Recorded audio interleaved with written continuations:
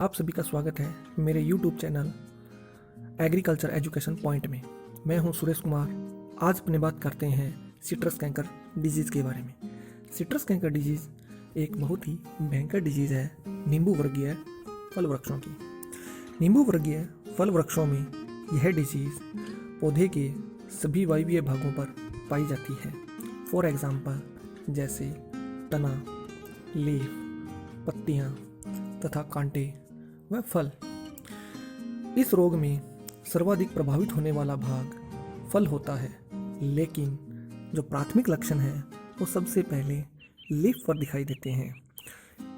इस रोग के जो प्राथमिक लक्षण है वो लीफ पर निचली सतह पर सबसे पहले प्रोड्यूस होते हैं। इन स्पॉटों का आकार कुछ तक होता है। यह स्पॉट शुरुआत में हल्के पिन पॉइंट आकार के होते हैं, जो धीरे धीरे आकार में बढ़कर आपस में वाटर शॉक्ड धब्बों का निर्माण करते हैं तथा यह धब्बे कुछ ही समय बाद होल लीफ को कंप्लीट कर लेते हैं और पत्ती मर जाती है या बिल्कुल मरी हुई के समान प्रतीत होती है। इस रोग में स्टेम पर सबसे ज़्यादा प्रभाव स्टेम की जो ऊपरी त्वचा होती है यानी एपिडर्मिस, वह बहुत ही सख्त हो जाती है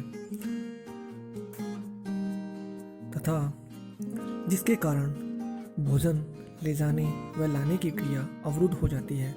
वह कुछ मात्रा में प्रकाश संश्लेषण की क्रिया भी अवरुद्ध होती है। सिट्रस कैंकर रोग को नींबू का खर्रा रोग भी कहते हैं।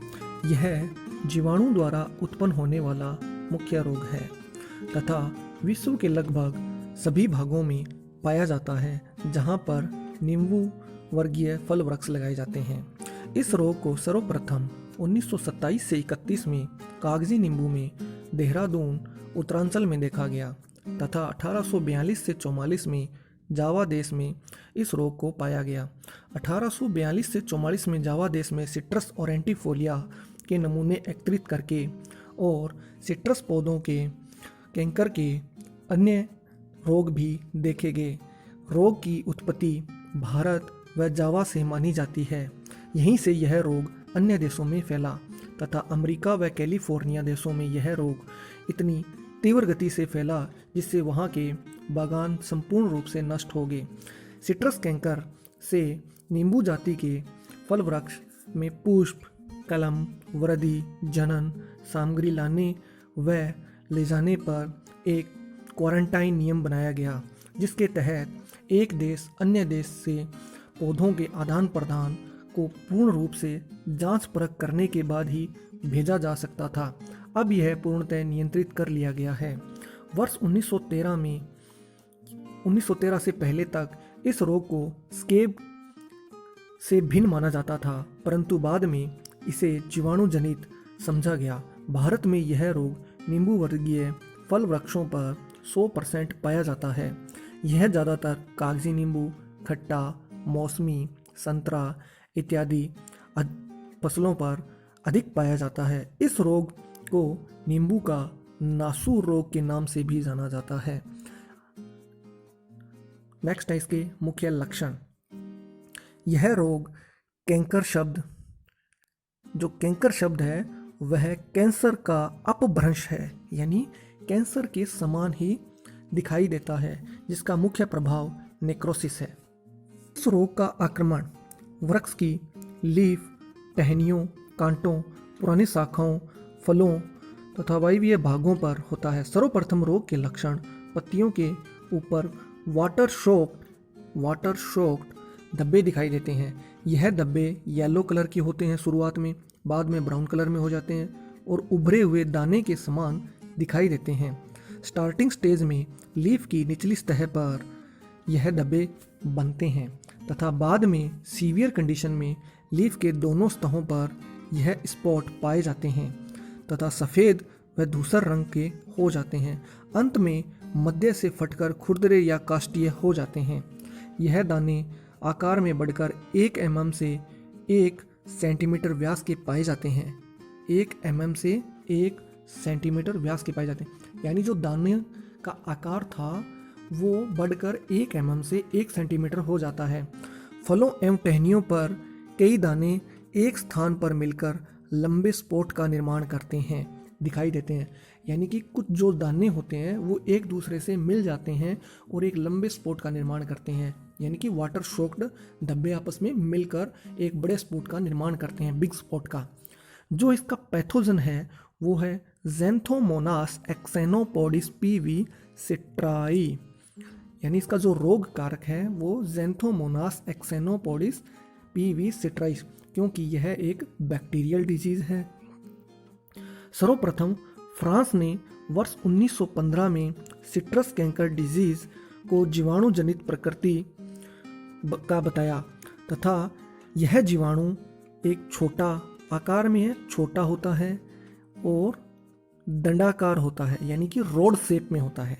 जो आकार होता है उसका छोटा होता है और दंडाकार होता है, यानी यह जीवाणु, इसमें एक कोशिका भी पाई जाती है, यानी कि यह फ्लैजिला पाई जाती है इसमें। यह जीवाणु माप में 1.5 से 3 mm यानी 1.5 से 3 mm लंबा व 0.5 से 1.5 mm चौड़ा ग्राम नेगेटिव प्रकृति का होता है और वायुजीवी होता है, यानी यह वायु में स्वतंत्र रूप से पाया जा सकता है। प्राथमिक निवेश द्रव्य जीवाणु कोशिकाओं इन वृक्षों की रोग ग्रसित टहनियों एवं पत्तियों में उपलब्ध रहता है, यानी कि जो प्राइमरी इनोकुलेशन होता है, जो प्राथमिक निवेश द्रव्य होता है, उसमें इस जीवाणु की कोशिकाएं पाई जाती है और रोग ग्रसित वृक्ष से टहनियाँ टूटने पर यह मृदा में चला जाता है और संक्रमित वृक्ष से जो पत्तियां और टहनियाँ भूमि पर नीचे गिरती है वहाँ से मृदा में पड़ा रहता है और मृदा से यह वापिस पौधे तक चला जाता है वाटर के द्वारा, वर्षा के द्वारा। यही कारण है कि यह रोग वर्षा ऋतु में तीव्र गति से फैलता है। सिट्रस कैंकर डिजीज नर्सरी में मुख्य रूप से पाया जाता है। जब अपने संक्रमित नर्सरी से नींबू वर्गीय पौधों का चयन करके लाते हैं तो यह रोग मुख्य फील्ड तक पहुंच जाता है और फैलता है। जीवाणुओं का परपोषी के भीतर जो प्रवेश होता है वो सूक्ष्म छिद्रों द्वारा होता है या प्राकृतिक छिद्रों द्वारा होता है या कीटों के द्वारा बनाए गए घाव के द्वारा होता है या मनुष्य के द्वारा कटिंग बडिंग करते समय बनाए गए घाव के द्वारा होता है। यानी कि जो यह जीवाणु होता है ग्राम नेगेटिव प्रकृति का, यह जीवाणु परपोषी के भीतर प्रवेश सूक्ष्म छिद्रों से या प्राकृतिक छिद्रों से या कीटों के द्वारा या मनुष्य के द्वारा कृत्रिम रूप से बनाए गए छिद्रों से प्रवेश करता है। एक बार प्रवेश कर जाने के बाद यह रोग ऊतकों की अंतराकोशिकीय कोशिकाओं में तीव्र गति से गुणन करता है, यानी कि बैक्टीरिया के अंदर यह क्षमता पाई जाती है, वह एक बैक्टीरिया से 2 बैक्टीरिया कुछ ही समय में उत्पन्न कर सकता है। 2 से फिर आगे 2 की शाखाओं में बढ़ते रहते हैं।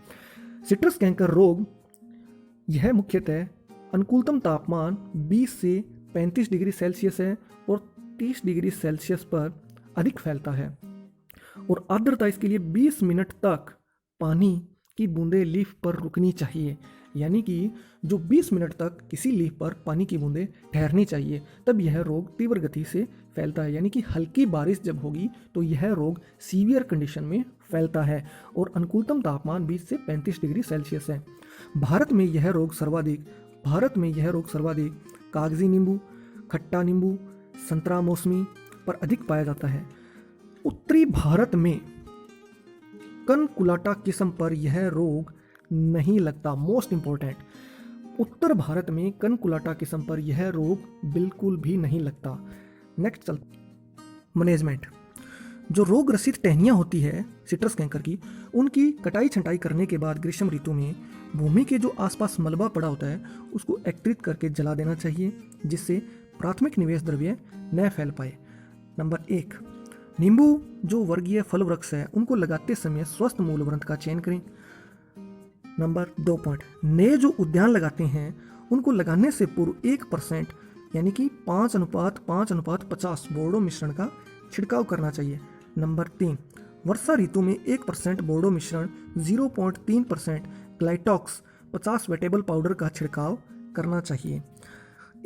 इसके अलावा अन्य है रेसिस्टेंट वेराइटियाँ, यानी जो सिट्रस कैंकर डिजीज़ है उसकी रोकथाम के लिए सिट्रस फ्री वैरायटियाँ भी है, जैसे कागजी नींबू SN2 संकर 4। यह किस्म पंजाब राव कृषि विश्वविद्यालय अकोला ने विकसित की है। रोग प्रबंधन में जो रोगग्रस्त टहनियाँ थी उनको मानसून से पहले काट छांट करके जला देना चाहिए था तथा शाखाओं के कटे हुए शीर्षों को बोर्डो पेस्ट से लेप कर देना चाहिए, जिससे रोग फैले नहीं और उसको पौधे को बचाया जा सके। 100 ppm streptocycline 10 gram streptocycline plus 5 gram copper sulphate 100 litre पानी में मिलाकर या ब्लाइटॉक्स 0.3% नीम की खली का घोल 1 किलोग्राम 20 लीटर पानी में घोलकर फरवरी से अक्टूबर या दिसंबर के समय प्रयोग करने से रोग को नियंत्रित किया जा सकता है। मैंकोजेब का 2 ग्राम प्रति लीटर पानी में घोल बनाकर छिड़काव करने से यह रोग पूर्ण रूप से रोका जा सकता है।